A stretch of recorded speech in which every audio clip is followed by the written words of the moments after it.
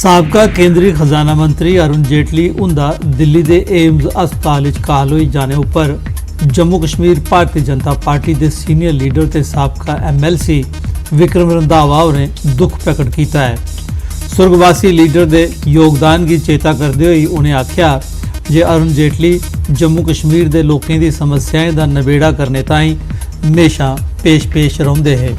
जिले टीवी के माध्यम सारे देश की पता लगा कि साढ़े देश के लोकप्रिय नेता अरुण जेटली जी आज स्वर्ग सिधारी इंद उस वेले तो इं लगा जी साढ़े शरीर का कोई अंग निकली चली जाए। विशेष करी मैं आखा कि अरुण जेटली जी भावें चाहे जम्मू के जवाई है लेकिन जवाई नहीं है, वो पुत्र को वधिया काम करते हैं और जिन्ना भी जदों भी डोगरे जिहदी जरूरत पई साढ़े जम्मू वाले जरूरत पई अरुण जेटली जी एक दीवार बनी है साढ़े कन्ने हमेशा खलोते है। हालांकि काफ़ी दिनों की उनकी तबीयत खराब चला दी, अस लोग बड़ी प्रार्थना करा दे ईश्वर को मंगा दे कि वो स्वस्थ होइए जल्दी लोगों में वापस आन और अपनी सेवा देश और लोगों प्रति देन, लेकिन ईश्वर की मंजूर कुछ हो रहा।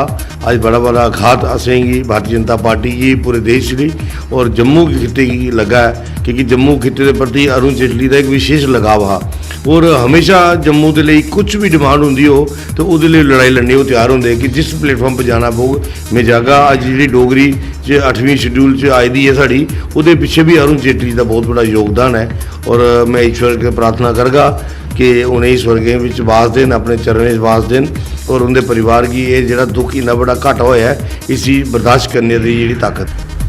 कृष्ण जन्माष्टमी का त्यौहार उधमपुर के हरे रामा हरे कृष्णा इस्कान मंदिर च धार्मिक जोश ते उल्लास कन्नै मनाया जा रहा है। मंदिर की सजाया गया है।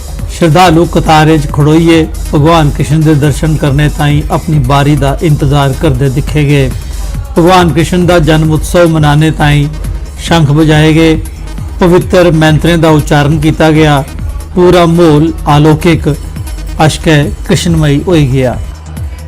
यहाँ श्रीला प्रभुपाद आश्रम इस्कॉन मंदिर हरे कृष्णा मंदिर में विशेष रूप से भगवान का आज श्रृंगार किया गया है और आज के दिन यहाँ पर भगवान की प्रार्थना भी चरणों में शाम को की जाएगी। सभी भक्तों के द्वारा सभी प्रार्थना में भाग लेंगे और जम्मू कश्मीर में और विशेष रूप से अमन चैन यहाँ पर शांति बहाल हो उसकी कठुआ के लकड़संदा च खेडे के आयोजन की परंपरा बड़े थमां चलती आ रही है।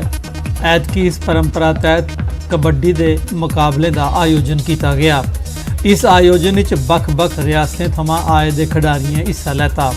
इसका मकसद नौजवानों की खेडे पासे आकर्षित करिए उनकी ऊर्जा की रचनात्मक कम्मे च खर्च करने की प्रेरणा देना हुंदा है।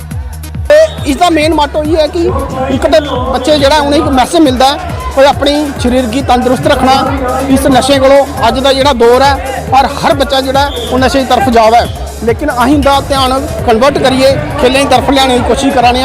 साड़ी ये मेन कोशिश ये रहती है कि बच्चे जो अपनी सेहत की तरफ पढ़ाई की तरफ तो ध्यान देन ही देन, उसके कन्नै कन्नै अपनी खेल की तरफ भी अपनी रुचि रखना ताकि समाज का भला हो सके, साढ़े आने वाली पीढ़ी जी है और अच्छी तंदुरुस्त पीढ़ी बने और जी समाज की सेवा कर सके, अपने देश की रक्षा कर सके। इतने अज अपना पहले तो हर